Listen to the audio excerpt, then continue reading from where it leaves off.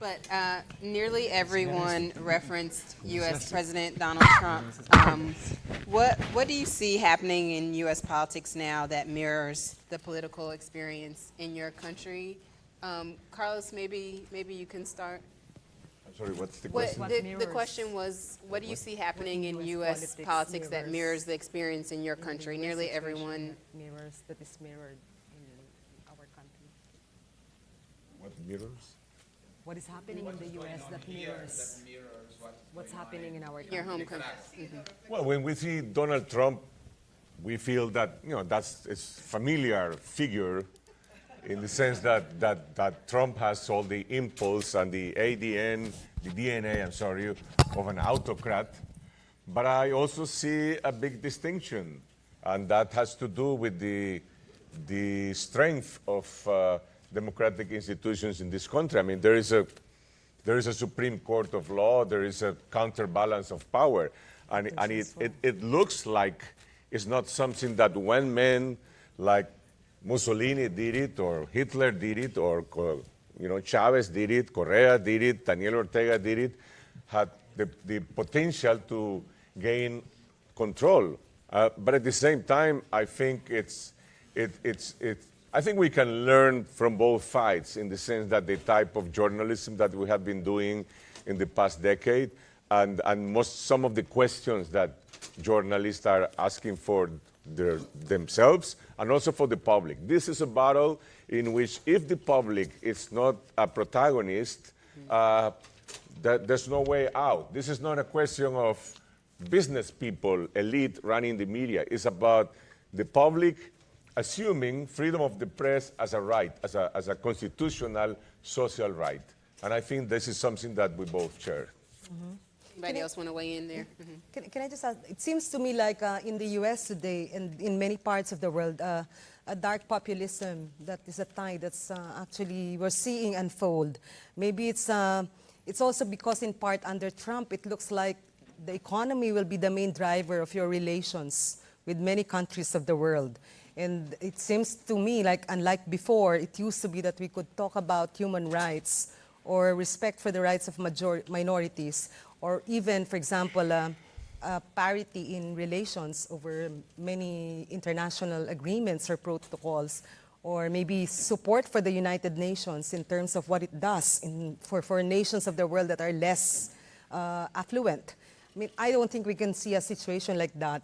So I think the problem really is it's the house of democracy that's frittering away in most of the world, and the economic conversation seems to be taking over, no matter how good or bad, by standards of human rights, your country is vis-a-vis the U.S. that used to be more like the voice of democracy. Yeah, I want to add something. From one side, we are all inspired by American journalists who are resisting Donald Trump, and outside it looks really great.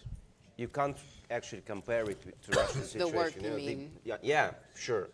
Russian journalist community is suppressed and depressed, and so it's really, it is completely different picture. From the other side, again, about the journalism in America, what we see now is that, American media covering Russian-American relations have never been that biased as now, during this period. I mean that, you're reading an article by, I don't know, in New Yorker about a huge article about Russia, which is written by the editor-in-chief of New Yorker, who is, he is one of the biggest experts in the USA about what's happening in Russia. And you read in this article, you read it as a fact that Russia hacked Democratic Party, though we know it from the report from the Secret Service. I think that American journalists usually do not trust to the Secret Service and do not publish that information as a fact, and a lot of such things, So from our perspective, it doesn't look like, it was definitely, yeah. There is some involvement, of course. There are some relations, but it is more mixed. It is more puzzled. Stephen and then. No, just some tiny thing. What I think it resembles what happened in our country is how Trump is also trying to normalize what is abnormal. And I'm really obsessed with this because I think new generations, you know, Luzmeli, in Venezuela, young people, they only have known Chavez, and they are assuming things that are absolutely abnormal, like the normal thing, how things should be. And I think our work has to be like, we have to be like fighters against this trend of making abnormal things normal. And I think that's I see a resemblance with the States. Stephen and then we'll end with this. I just want to say that basically, like I said, similar happened in my country, and I don't think that it will go in direction that he will undermine the laws or something like that. So we have the same laws in place now like we had 5 years ago. So character like him, whatever he tried to do, he will do in informal way. So like nobody forbids one judge in Serbia to do his job now, but there's a lot of informal ways how you control it, including media. What is important and biggest challenge, actually, I think, for media in the United States, it's this not to kind of circle themselves just talking to one part of the audience. They need to find ways how to talk to everyone, because I think that during presidential campaigns, part of the media were really seen as a biased, and we can basically discuss about it.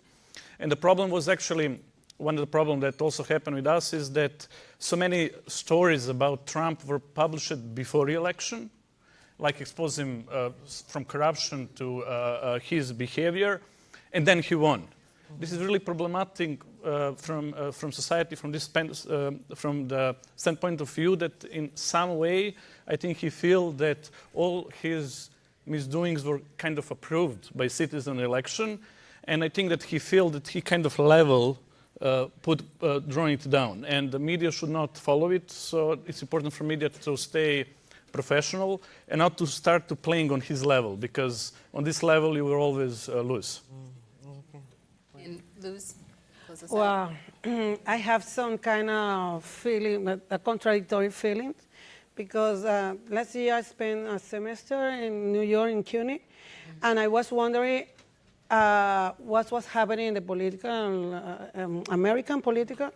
I asked for a lot of friends, do you believe that Donald Trump is going to be the president of the United States?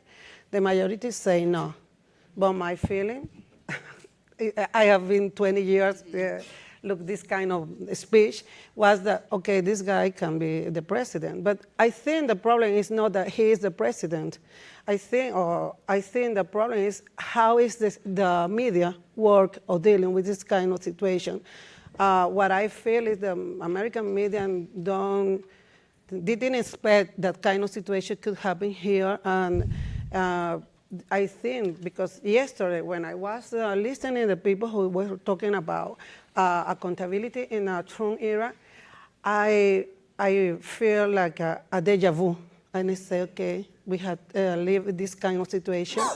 And I was wondering is why American media don't go into the soul of the American people and know what is happening, what people took the decision to vote not only for Donald Trump, but when I came here last year for a few months, it was surprising for me that see the Bernie Sanders, you know, because he was a socialist, and we say, okay, a socialist is impressive, taking attention for the young people. So I think there's a lot of things happening in the American society that unfortunately the media don't cover in the proper way. Next time, vote Bernie Sanders. Thank Please, you all for sharing if you your can. stories. Venezuela. All right. All right. We're over time. Thank you very much.